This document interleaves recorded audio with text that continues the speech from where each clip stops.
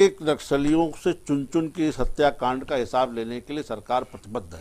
ठीक है और विवेक जी, ठीक है विवेक पांडे जी, क्या लगता है इस लड़ाई को आप किस तरह से देखते हैं और क्या हल है? क्योंकि मैं हल जानना चाहती हूँ कि किस ओर आगे बढ़ना चाहिए। क्या आपको लगता है कहाँ चूक हो रही है और किस आगे राह पकड़ते हुए हमें नक्सलवाद को खत्म करने में हमें सहायता मिलेगी? देखिए 2016 में ही 3103 नक्सली घटनाएं हो चुकी थी। 2017 में सबसे ज्यादा 700 नक्सली हमले। बहरहाल सुन लीजिए, आप पहले सुन लीजिए, मैं शांत हुआ, सुन लीजिए आप मेरी बात।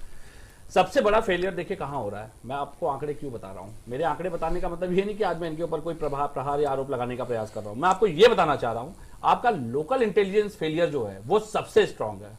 इसको मैं कह रहा हूं, लोकल इंटेलिजेंस फेलियर आपका सबसे ज्यादा स्ट्रांग है। क्या कारण है कि वहां के क्षेत्रीय लोग हमारी व्यवस्था पे, हमारी एजेंसीज पे भरोसा नहीं कर रहे हैं।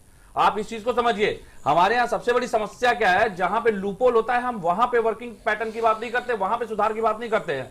हम केवल डिबेट में हवाई बातें, सरकार की नीतियां चल रही हैं। नीतियां क्या है वो जमीन पे कभी दिखाई नहीं देंगी। कीर्ति जी, जिम्मेदारी से बता रहा हूं, आदिवासी क्षेत्रों में जाइए, आदिवासियों की दुर्गति को देखिए, आदिवासियों की मनस्थिति को समझिए। पहले आदिवासी क्यों जुड़ने से कतराता है हमसे, आदिवासी क्यों हमें ऐसे इस तरह से देखता है कि हम किसी दूसरे जमीन से या दूसरे देश से आए हुए लोग हैं। उसका कारण है, मैं आपको बताऊं, एक छोटा सा इंसिडेंट हुआ था 6 जुलाई 2020 को। आईटीबीपी की 53rd बटालियन ने एक पार्टी आयोजित की थी, कहां, छत्तीसगढ़ के धुर नक्सल इलाके में, अबुझ मार जिसको बोलते हैं।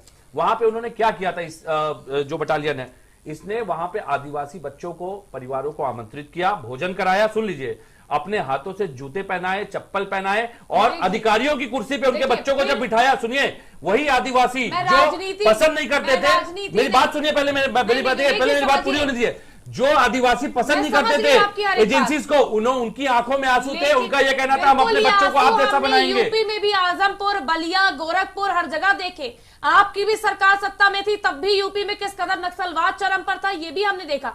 मैं राजनीति पर इसे नहीं मोड़ना चाहती थी, आपने मेरी बात पूरी ही नहीं होने दी। मैंने कहा कि वही आदिवासी जो एजेंसी से जुड़ना नहीं चाहते थे, उनकी आंखों में आंसू थे, उनका यह कहना था कि हम अपने बच्चों को आप जैसा बनाएंगे। तो मेरा यह कहना है, जब सरकार जाकर के आदिवासियों की जरूरतों को समझेगी, उनसे संवाद करेगी, बेहतर शिक्षा की व्यवस्था करेगी, सुविधाओं की व्यवस्था करेगी, अस्पताल खोलेगी, रोजगार उपलब्ध कराएगी, और सबसे ज्यादा जरूरी, जो नक्सलवादी बन करके युवा भटक रहे हैं, उनकी जरूरतों को उनको सरेंडर करवा करके प्रॉपर तरीके से पुनः नए तरीके से इस देश का एक नागरिक बनने का, जिम्मेदार नागरिक बनने का और अपने दायित्वों का निर्वहन करने का जब तक अवसर नहीं प्रदान करेगी, आप लिख लीजिए 2021 है, 2031 भी आ जाएगा, तो इस तरह की समस्याओं को हम नहीं खत्म कर पाएंगे। कीर्ति जी, ठीक है। दिलीप जी, आपको क्या लगता है, सीआरपीएफ, एसटीएफ के जवान हमारे जाते हैं, उनको 700 जवानों को घेर कर 3 घंटे तक नक्सली लगातार फायरिंग करते हैं।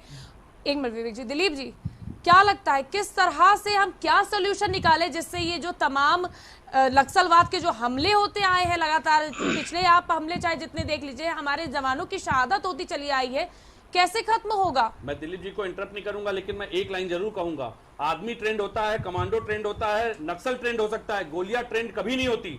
इन गोलियों का डायवर्जन जब तक मानसिक रूप से नहीं करवाया जाएगा व्यवस्थाओं के सही सुधार के साथ, तब तक गोलियां ही चलती रहेंगी।